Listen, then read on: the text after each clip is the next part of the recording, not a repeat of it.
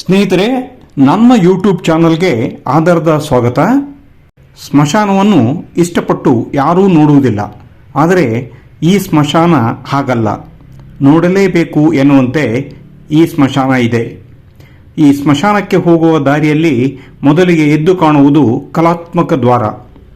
ಈ ದ್ವಾರದಿಂದ ಒಳ ಬಂದರೆ ಕಲೆ, ಸಾಹಿತ್ಯ, ನೃತ್ಯ, ರಂಗ, ಯೋಗ ಈ ಚಟುವಟಿಕೆಗಳಿಗೆ ಮೀಸಲಿಟ್ಟ ರಂಗುರಂಗಾದ ರಂಗಧಾಮ ಇಲ್ಲಿದೆ. ಸ್ವಚ್ಛ ಸುಂದರ ಕಲ್ಲು ಹಾಸಿನ ಆವರಣ, ಬಣ್ಣ ಬಣ್ಣದ ಗಿಡಗಳ ನೋಟ, ಹಸಿರು ಮರಗಳ ಪರಿಸರದ ಮಧ್ಯೆ ಸರದಂತೆ ಇಳಿಬಿದ್ದ ಹಸಿರು ಬಳ್ಳಿಯ ಸಾಲು, ಗೋಡೆಯ ಮೇಲೆ ಅಲ್ಲಲ್ಲಿ ಅರ್ಥಪೂರ್ಣ ಬರಹಗಳ ಸಾಲು.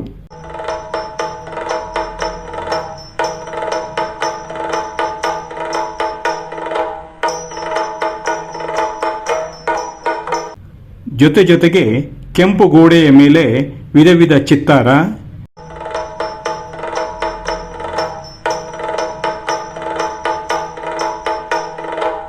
ಹಾಗೆ ಹಕ್ಕಿಗಳ ಚಿತ್ತಾರದ ಜೊತೆ ಹಕ್ಕಿಗಳ ಚಿಲಿಪಿಲಿ ಸಹ ಇದೆ.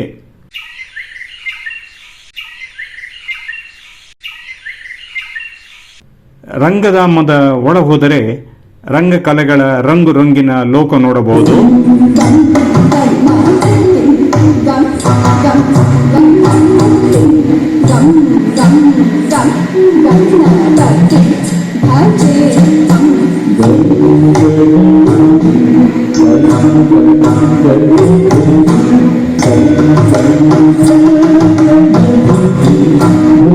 ಇದು ಒಂದು ಸ್ಮಶಾನದಲ್ಲಿ ನಡೆಯುತ್ತಿರುವ ಕಾರ್ಯಕ್ರಮಗಳ ನೋಟ. ಹೀಗೆ ನೋಡುತ್ತಾ ಒಂದು ಸುತ್ತಿ ಬಂದರೆ ನೆಮ್ಮದಿ ಕುಟೀರ ಕಾಣುವುದು. ಶಿರಸಿಯಲ್ಲಿ ಜನ ಬರಲು ಹೆದರುತ್ತಿದ್ದ ಜಾಗ ಈಗ ನೆಮ್ಮದಿ ಕುಟೀರವಾಗಿದೆ. ಈ ಸ್ಮಶಾನದ ಬಗ್ಗೆ ವಿ.ಪಿ. ಹೆಗಡೆ, ವೈಶಾಲಿ ಇವರ ಮಾತು ಕೇಳೋಣ. ನಮ್ಮ ಶಿರ್ಸಿ ಊರಿನ ಎಲ್ಲ ಶವಗಳು ಇಲ್ಲಿ ಬರ್ತಾ ಇದ್ದಿದ್ದ ಮೊದಲು. ಇದೊಂದು ಫಾರೆಸ್ಟ್ ಲ್ಯಾಂಡ್ ಆಗಿತ್ತು. ಇಲ್ಲಿ ಹೆಂಗಿತ್ತು ಕೇಳಿದ್ರೆ ಅಸಹ್ಯ, ಭಯ, ಅತ್ಯಂತ ವಿಜೃಂಭಿಸುವ ಸ್ಥಿತಿಯಲ್ಲಿ ಇದ್ದಿತ್ತು. ಎಲ್ಲಿ ನೋಡಿದ್ರಲ್ಲಿ ಹೆಣ ಸುಡೋದು, ಎಲ್ಲಿ ನೋಡಿದ್ರಲ್ಲಿ ಬೂದಿ ರಾಶಿ, ಎಲ್ಲಿ ನೋಡಿದ್ರೆ ಎಲ್ವಿನ ರಾಶಿ, ನಾಯಿ ನರಿಗಳು, ಈ ತರದೆಲ್ಲ ಇರುವಂತಹ ಪರಿಸ್ಥಿತಿ ಇದ್ದಿದ್ದನ್ನ ನಾವು ಸಮಾನಸ್ಕರು ಒಂದು 8 ಜನ ಸೇರಿ ಇದಕ್ಕೊಂದು ವ್ಯವಸ್ಥಿತ ರೂಪ ತಪ್ಪನ ಸುಮ್ಮನೆ ಇಲ್ಲಿ ಹೆಂಗ್ ಬರೋ ಕೇಳಿದ್ರೆ ಮಕ್ಕಳಿಂದ ಮುದುಕರವರೆಗೆ ಯಾರಿಗೂ ಏನೂ ತೊಂದರೆ ಆಗದೆ ಇದ್ದ ರೀತಿಯಲ್ಲಿ ಬಂದು ಇಲ್ಲಿ ಭಯ ಇಲ್ಲದೆ, ಅಸಹ್ಯ ಇಲ್ಲದೆ ಓಡಾಡುವಂತಹ ಜಾಗ ಆಗವು. ಇದು ಒಂದು ಪ್ರವಾಸಿ ತಾಣ ಆಗವು, ಪುಣ್ಯ ಕ್ಷೇತ್ರ ಆಗುವ ಒಂದು ಪರಿಕಲ್ಪನೆ ಇಟ್ಟುಕೊಂಡು ಕೆಲಸಕ್ಕೆ ಮುಂದಾದ್ಯ. ಮೊಟ್ಟ ಮೊದಲು ನೆಮ್ಮದಿ ಅನ್ನುವ ಕುಟೀರ ನಿರ್ಮಿಸಿಕೊಂಡು ಆ ಕುಟೀರದಲ್ಲಿ ಪ್ರತಿ ತಿಂಗಳ 1ನೇ ತಾರೀಕು ಮತ್ತು ಪ್ರತಿ ತಿಂಗಳ 15ನೇ ತಾರೀಕು ಸಾಹಿತ್ಯಿಕ ಸಾಂಸ್ಕೃತಿಕ ಚಟುವಟಿಕೆಗಳನ್ನು ಮಾಡಲು ಪ್ರಾರಂಭ ಮಾಡಿದೆ. ಈಗ ಎಲ್ಲಿವರೆಗೆ ಅಂತಂದ್ರೆ 2007ರಿಂದ ಇವತ್ತಿನವರೆಗೂ ಕೂಡ ನುಣಚಾನವಾಗಿ ಅದು ನಡ್ಕೊಂಡು ಬರ್ತಾ ಇದ್ದು. ಜೊತೆಗೆ ಅಲ್ಲಿ ನಮ್ಮ ಶಿರ್ಷಿಯಲ್ಲಿ ನಡೆಯುವಂತಹ ಎಲ್ಲ ಪತ್ರಿಕಾಗೋಷ್ಠಿಗಳು, ಆಲ್ಮೋಸ್ಟ್ 10 ಪತ್ರಿಕಾಗೋಷ್ಠಿಗಳು, 8 ಪತ್ರಿಕಾಗೋಷ್ಠಿಗಳು ನಮ್ಮ ನೆಮ್ಮದಿ ಕುಟೀರದಲ್ಲೇ ನಡೀತು. ಈ ಒಂದು ಬದಲಾವಣೆಗಳು ಇವತ್ತು ತಾಜಾ. 2.5 ಎಕರೆ ಜಾಗವನ್ನ 2 ವಿಭಾಗಗಳನ್ನಾಗಿ ವಿಂಗಡಿಸಿಕೊಂಡು, ಒಂದು ನೆಮ್ಮದಿಯ ವಿಭಾಗ, ಅದು ಬದುಕಿನ ಪೂರ್ವಕ್ಕೆ ಹುರುಪು ತುಂಬುವಂತಹ ವಿಭಾಗ. ಆಮೇಲೆ ಇನ್ನೊಂದು ಸದ್ಗತಿ ಅನ್ನುವ ವಿಭಾಗ, ಅದು ಅಲ್ಲಿ ಅಂತ್ಯಕ್ರಿಯೆ ಯಾರಿಗೂ ಆತಂಕಕಾಸ್ಪದ ಇಪ್ಪಲಿಲ್ಲ, ಸತ್ತವ್ರ ಮನೆಯ ಸೂತಕ ಅಂತ ಅನ್ಸಲಿಲ್ಲ. ಅದು ಸಂತಾಪ ಅವರಿಗೆ ಎಷ್ಟು ಸಾಧ್ಯ ಇದ್ದೋ ಅವರ ಸಂತಾಪ ಕಡಿಮೆ ಮಾಡುವಂತ, ಸಂತೈಸುವಂತಹ ಕೆಲಸ ನಮ್ಮಿಂದ ಆಗುವ ಅನ್ನೋ ಕಾರಣಕ್ಕೆ ಅದನ್ನ ಒಂದು ವಿಶೇಷ ರೀತಿಯಲ್ಲಿ ಅಲ್ಲಿ ಏರ್ಪಡಿಸಿ ಒಂದು ವ್ಯವಸ್ಥೆ ಮಾಡ್ಯಾರ. ನಾವು ಒಂದು 12-13 ಜನರದ್ದು ಒಂದು ಟ್ರಸ್ಟ್ ಮಾಡ್ಕೊಂಡು ಕಾಶಿನಾಥ್ ಮೂಡಿಯವರ ಅಧ್ಯಕ್ಷತೆಯಲ್ಲಿ ಮೂಲತಃ ಡಾಕ್ಟರ್ A.N. ಪಟವರ್ಧನ್ ಇದನ್ನು ಹುಟ್ಟು ಹಾಕಿದ್ರು. ಅವರೇ ಸ್ವತಃ ಮುಂದೆ ನಿಂತು ಇಲ್ಲಿಯ ಸಿಬ್ಬಂದಿಗಳಿಗೆ ಕೈಯಿಂದ ದುಡ್ಡು ಕೊಟ್ಕೊಂಡು ಇಲ್ಲಿ ಕ್ಲೀನ್ ಮಾಡಿಸಿ ಇದನ್ನೆಲ್ಲ ಮಾಡಿದ್ರು. ಅದರ ಮುಂದುವರಿದ ಭಾಗವಾಗಿ ನಂತರ ಕಾಶಿನಾಥ್ ಮೂಡಿಯವರ ಅಧ್ಯಕ್ಷರಾದರು. ಈಗ ಅವರ ಅನಾರೋಗ್ಯದ ನಿಮಿತ್ತ ನಾನು ಅದರ ಅಧ್ಯಕ್ಷ, ನನಗಿದ್ರ ಜವಾಬ್ದಾರಿಯನ್ನು ಕೊಟ್ಟ. ನಾವೆಲ್ಲ ಸೇರಿ ಒಂದು ಸಮಾನ ರೀತಿಯಿಂದ ಸ್ಪಂದಿಸ್ತಾ ಇಡೀ ಊರಿಗೆ ಒಂದು ಉಪಕಾರ ಆಗಲಿ ಅನ್ನೋ ಕಾರಣಕ್ಕೆ ಇದನ್ನೆಲ್ಲ ನಡೆಸ್ತಾ ಇದ್ದೀವಿ ಟ್ರಸ್ಟಿನ ಮೂಲಕ. ಇಲ್ಲಿ ನೋ ಪ್ರಾಫಿಟ್ ನೋ ಲಾಸ್, ಇದು ಸೇವಾ ಸಂಸ್ಥೆ. ನಾವು ಈ ರಂಗಮಂದಿರವನ್ನು ಕೂಡ ಇಲ್ಲಿ ಶಿರ್ಸಿಯ ಸುತ್ತಮುತ್ತ ಇರುವ ಒಂದು 30-35 ರಿಜಿಸ್ಟರ್ಡ್ ಸಂಘ ಸಂಸ್ಥೆಗಳಿದ್ದ. ಆ ರಿಜಿಸ್ಟರ್ಡ್ ಸಂಘ ಸಂಸ್ಥೆಗಳಿಗೆ ಎಲ್ಲೂ ವೇದಿಕೆಗಳಿರಲಿಲ್ಲ. ಅವಕ್ಕೆ ದುಡ್ಡು ಕೊಟ್ಟು ಎಲ್ಲೋ ಕಲ್ಯಾಣ ಮಂಟಪಗಳಲ್ಲೋ ದುಬಾರಿ ಬಾಡಿಗೆ ಕೊಟ್ಟು ಮಾಡುವ ಸ್ಥಿತಿಯಲ್ಲಿ ಅವು ಇದ್ದಿದ್ವಿಲ್ಲ. ಅವಕ್ಕೆಲ್ಲ ಒಂದು ವೇದಿಕೆ ಆಗಲಿ, ಇಲ್ಲಿ ಕಲೀಲಿ ಅನ್ನೋ ಕಾರಣಕ್ಕೆ ಈ ತರ ಮಾಡ್ಯಾಯ್ತು. ಇಷ್ಟೇ ಅಲ್ಲ, ಈಗ ಇಲ್ಲಿ 2 ಯಕ್ಷಗಾನ ಕ್ಲಾಸುಗಳು, 2 ಭರತನಾಟ್ಯ ಕ್ಲಾಸುಗಳು, ಆಮೇಲೆ ಸಂಗೀತ ಕ್ಲಾಸು, ಯೋಗ ಕ್ಲಾಸುಗಳು ನಿರಂತರವಾಗಿ ನಡ್ಕೊತಾ ಇದ್ದ ಇಲ್ಲಿ. ಪ್ರತಿ ವಾರ ಅವರವರೇ ಹಂಚಿಕೊಂಡು ಜಾಗಗಳನ್ನ ಇದನ್ನ ನಾವು ಕೊಡ್ತಾ ಇದ್ದಾಜು ಅಲ್ಲಿ ನಡೀತಾ ಇತ್ತು. ಹೀಗೆ ನಿರಂತರವಾದ ಒಂದು ವ್ಯವಸ್ಥೆ ಇಲ್ಲಿ ಸಾಂಸ್ಕೃತಿಕವಾಗಿ ಇದೊಂದು ಶ್ರೀಮಂತ ಇಡೀ ರಾಜ್ಯದಲ್ಲಿ ಮಾದರಿಯಾಗಿ ಮಾರ್ಪಟ್ಟಾಚೀಗ. ನಮ್ಮಲ್ಲಿ ಎಷ್ಟು ಒಂದು ದಾಖಲೆ ಆಗುವಂತ ಕೆಲಸ ಆಯ್ತು ಅಂತ ನಮ್ಮಿಂದ ಈ ನೆಮ್ಮದಿ ಕುಟೀರದಲ್ಲಿ ಈವರೆಗೆ ಸುಮಾರು 2007ರಿಂದ ಇಲ್ಲಿಯವರೆಗೆ 800ಕ್ಕೂ ಹೆಚ್ಚು ಪುಸ್ತಕಗಳು ಬಿಡುಗಡೆಯಾದ ದಾಖಲೆ ನಮ್ಮ ನೆಮ್ಮದಿ ಕುಟೀರದಲ್ಲಿ ಬಿಡುಗಡೆ ಆಗಿದ್ದಂಥದ್ದು.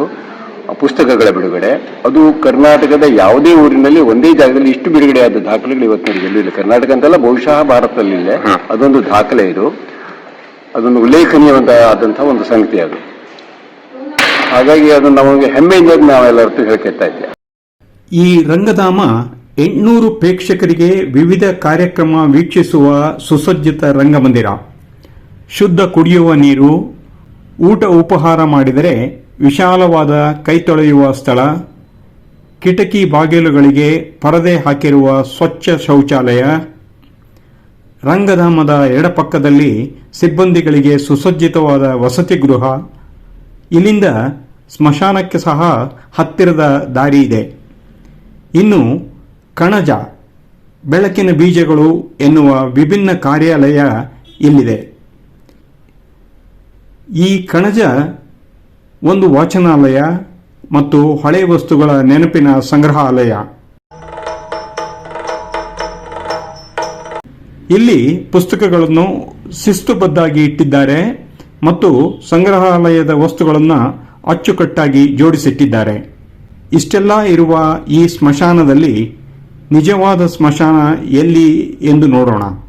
ನೆಮ್ಮದಿ ರಂಗಧಾಮದ ಆವರಣದ ಪಕ್ಕದಲ್ಲಿ ಸದ್ಗತಿ ದ್ವಾರವಿದೆ. ಇದೇ ಜೀವನ ನಾಟಕ ಮುಗಿಸಿದವರ ಅಂತ್ಯಕ್ರಿಯೆಯ ಜಾಗ. ದ್ವಾರದ ಒಳಭಾಗದಲ್ಲಿ ಶವವಾಹನ ನಿಲ್ಲಿಸುವ ಜಾಗ ಎಡಕ್ಕಿದ್ದರೆ, ಅಂತ್ಯಕ್ರಿಯೆಗೆ ಬಂದವರ ವಾಹನ ನಿಲ್ಲಿಸುವ ವಿಶಾಲ ನಿಲುಗಡೆ ಸಹ ಇಲ್ಲಿದೆ. ಹಸಿರು ಹಾದಿಯಲ್ಲಿ ಉಸಿರು ನಿಂತ ಶವ ತಂದರೆ ಎದುರಿಗೆ ಸಿಗುವುದು ಹರಿಶ್ಚಂದ್ರ ಗುಡಿಸಲು. ಅಲ್ಲಿಗೆ ಪಾದರಕ್ಷೆ ಮತ್ತು ಅಹಂಕಾರ ಇವುಗಳನ್ನು ಬಿಟ್ಟು ಒಳಹೋದರೆ 4 ಚಿತಾಗಾರಗಳು ಇವೆ. ಸ್ವಚ್ಛ ಶುದ್ಧ ಆವರಣದಲ್ಲಿ ಮನಸ್ಸು ಸ್ವಚ್ಛವಾಗಲು ಹಲವು ಫಲಕಗಳಿವೆ.